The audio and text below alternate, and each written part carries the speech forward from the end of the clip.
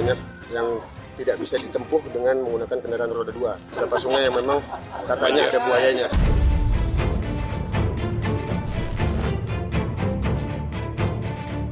Buka itu, buka!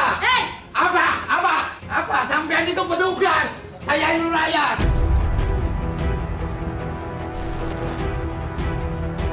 Ada indikasi penggelembungan, penggelembungan menggunakan undangan, penggelembungan menggunakan modus KTP.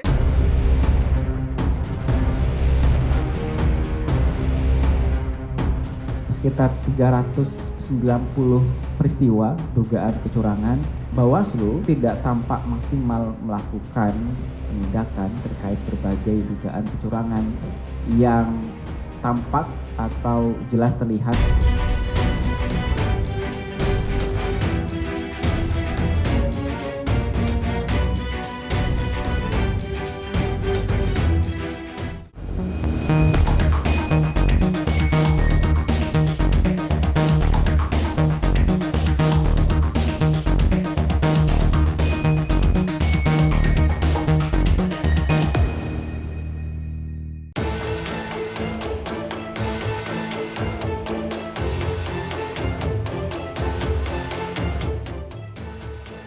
Buka itu, buka! Apa? Sampean itu petugas! Saya ini rakyat! Jumadi, seorang caleg DPRD Jember ngamuk di kantor Kecamatan Ajung pada Jumat 16 Februari lalu lantaran surat suaranya hilang sebanyak 15 suara. Jumadi meluapkan amarah pada Camat Ajung yang ditemuinya di kantor kecamatan. Saya pengalaman di saksi pasti ini.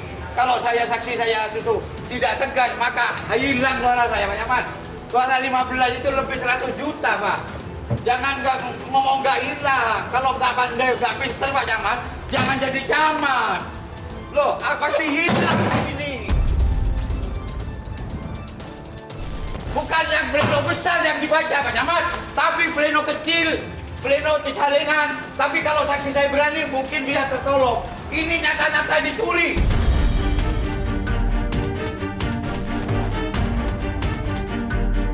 Caleg Dapil 1 Kabupaten Jember, Jawa Timur tersebut menuding adanya kecurangan pihak KPPS dalam pemilu 2024 dan menuduh suaranya hilang karena dijual ke partai lain. Dan saya menduga bahwa suara saya oleh TPS 35 dijual ke partai yang lain. Itu sudah nyata. Karena apa? Karena anggota KPPS dari TPS 35 itu adalah tim suksesnya dari partai.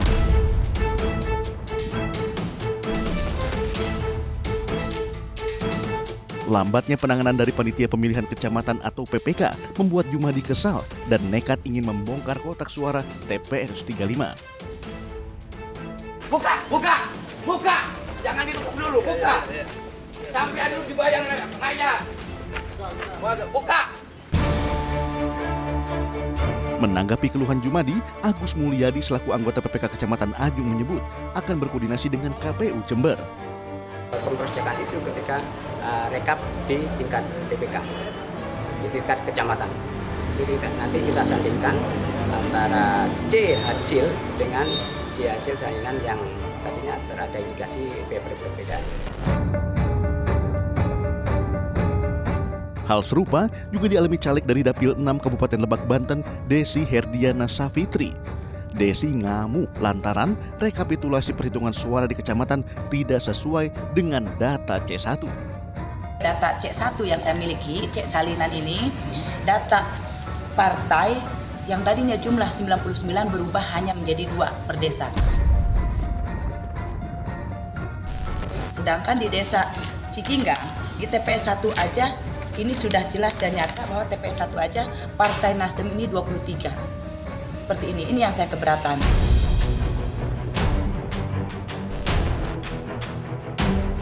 Desi meminta agar pihak PPK mau membuka C1 Plano agar dugaan proses rekapitulasi bisa berjalan transparan.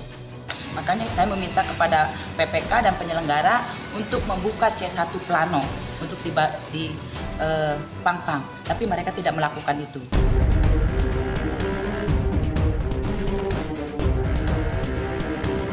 Sementara itu, Indonesia Corruption Watch (ICW) dan Komisi untuk Orang Hilang dan Korban Tindak Kekerasan (Kontras) menyebut telah menemukan perbedaan jumlah suaranya di formulir C1 dengan portal Sirekap milik KPU. Paling tidak ada 339 TPS yang berbeda secara jumlah suaranya antara formulir C1 dan juga dalam portal Sirekap.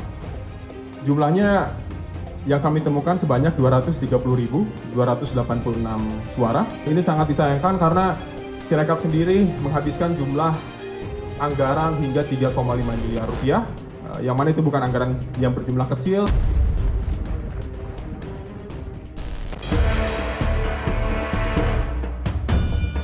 Sementara, proses rekapitulasi perhitungan suara di Kecamatan Lembar, Lombok Barat pada Selasa 20 Februari berlangsung ricuh. Sejumlah orang yang mengatasnamakan diri dari simpatisan salah satu caleg tingkat kabupaten salah satu partai mengamuk di halaman kecamatan.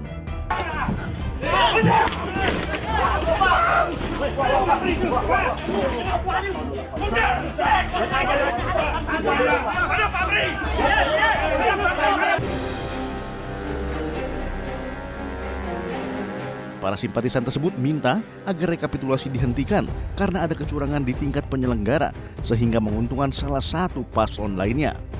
Mereka juga berusaha mengambil paksa kotak suara hingga terlibat baku hantam dengan aparat yang berusaha mengamankan kotak suara.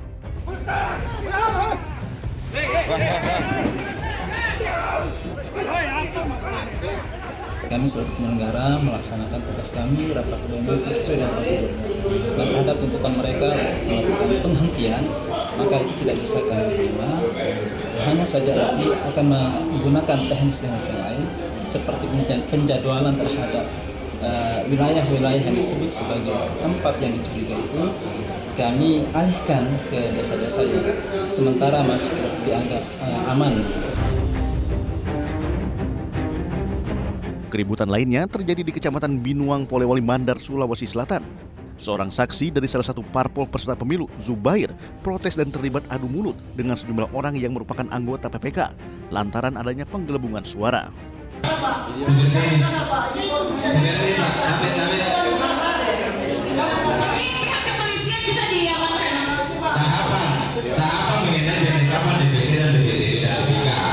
Itu sudah lewat.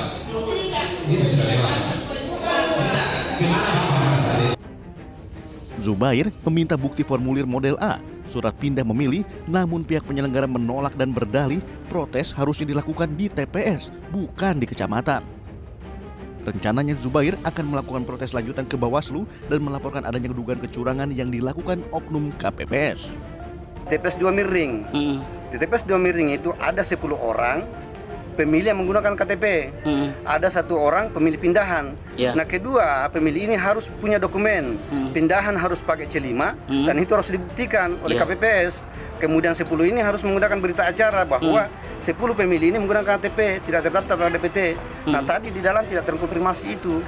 Maksudnya tidak bisa menunjukkan? Tidak bisa menunjukkan. Kami ingin membuka tapi semua seolah-olah ya itulah yang terjadi sekarang. Ada indikasi penggelembungan menggunakan undangan, penggelembungan menggunakan modus KTP, padahal orangnya tidak ada, penggelembungan menggunakan pindah.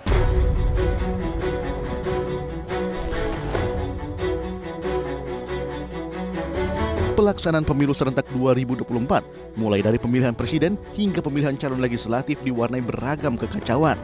Sekitar 390 peristiwa dugaan kecurangan, beberapa bentuk diantaranya yaitu terkait dengan pelanggaran netralitas, manipulasi suara, penggunaan fasilitas negara, hingga politik uang begitu. Namun sayangnya polisi Bawaslu maksud kami itu tidak tampak maksimal melakukan pendalaman dan juga penindakan terkait berbagai dugaan kecurangan yang tampak atau jelas terlihat disampaikan oleh publik.